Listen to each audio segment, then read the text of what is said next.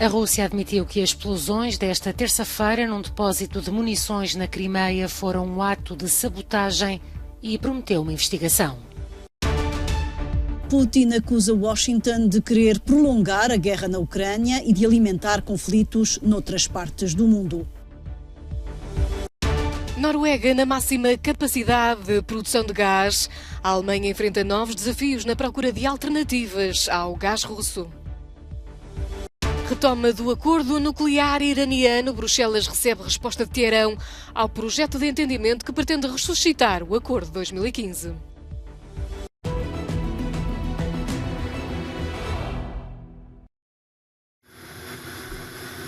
O Ministério da Defesa russo não identificou os responsáveis, mas admitiu que as explosões desta terça-feira num depósito de munições na Crimeia foram um ato de sabotagem.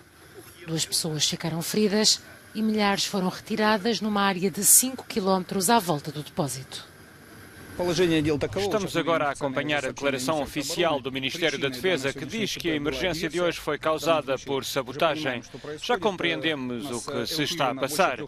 Mais de 3.000 pessoas já foram retiradas das aldeias de Maioskoye e Azovskoye. É claro que há casas danificadas, é visível. Há várias casas que arderam.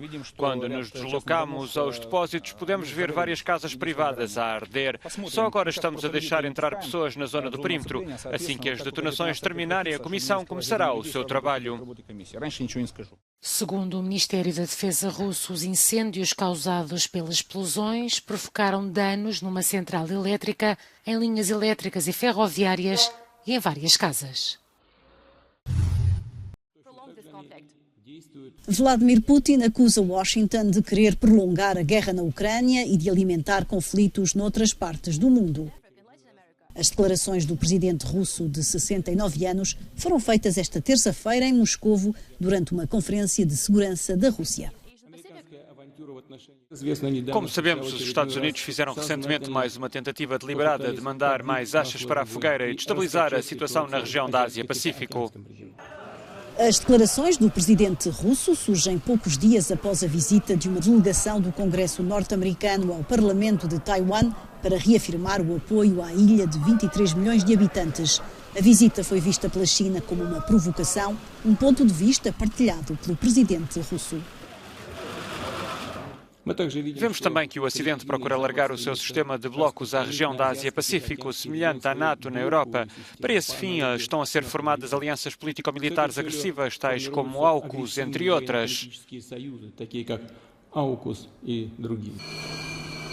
A AUKUS, uma aliança militar entre os Estados Unidos, a Austrália e o Reino Unido, tornada pública em setembro do ano passado, visa travar a expansão chinesa no Indo-Pacífico.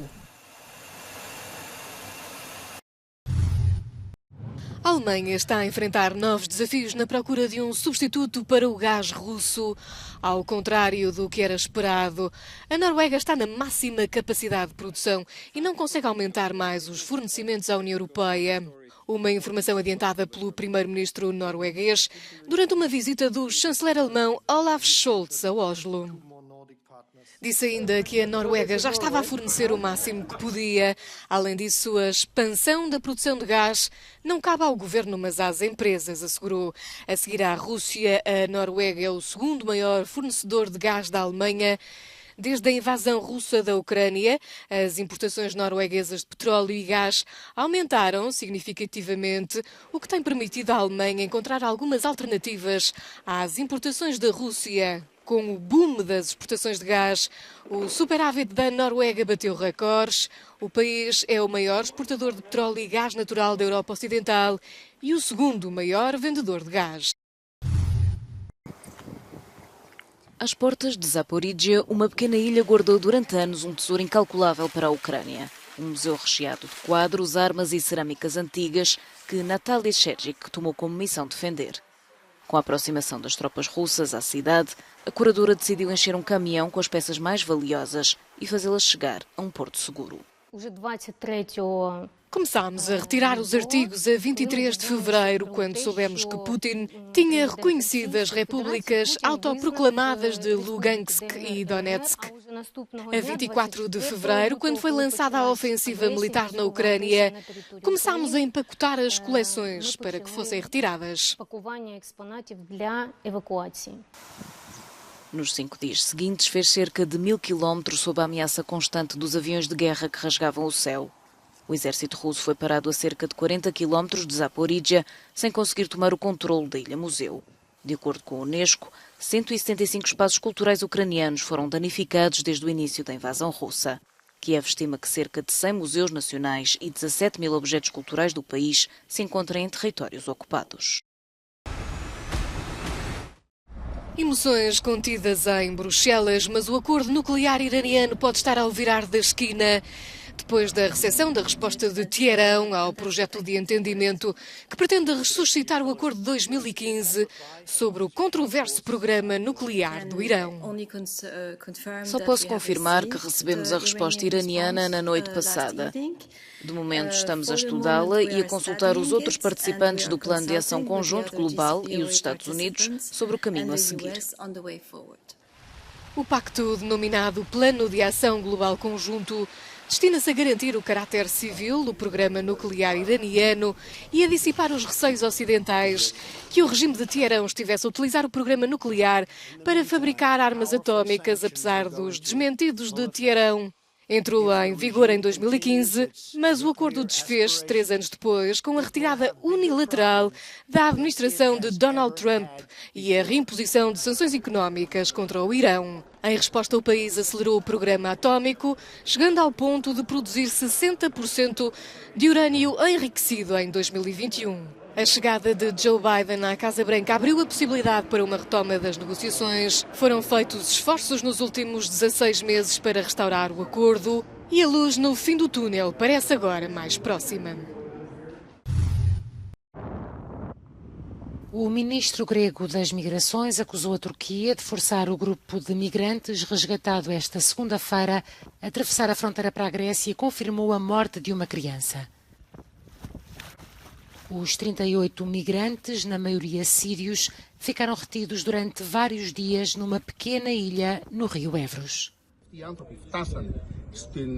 Há relatos de que uma criança de 5 anos perdeu a vida em solo turco, o que é lamentável. Vamos trabalhar com a Cruz Vermelha Internacional e com o Crescente Vermelho para que o corpo da criança possa ser encontrado na ilha turca e enterrado com dignidade pela sua família.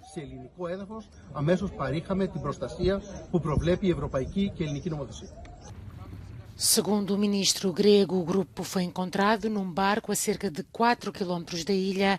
Uma mulher grávida que fazia parte do grupo foi hospitalizada.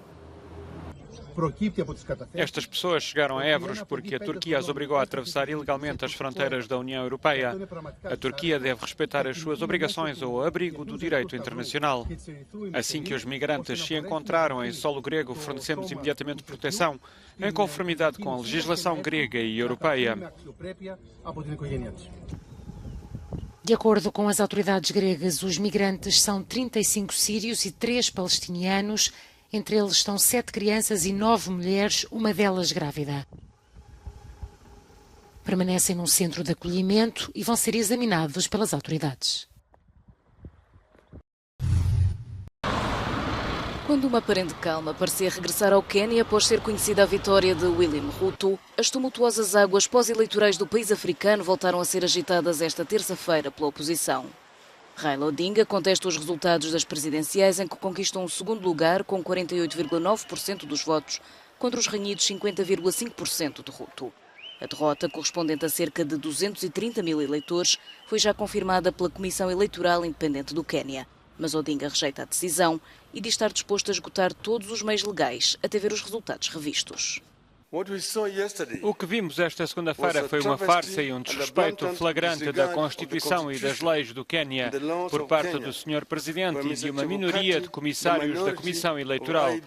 A lei é clara sobre o papel do Presidente da Comissão. A lei não confere ao Presidente os poderes de um ditador para governar unilateralmente a Comissão. The powers of a dictator to rule the IBC unilaterally. As eleições presidenciais no Quênia decorreram a 9 de agosto, mas só esta semana, 6 dias depois da ida às urnas, foi conhecido o vencedor. Apesar de Ruto garantir que será o presidente de todos os quenianos, esta segunda-feira a divisão do país acabou por se materializar em violência nas ruas.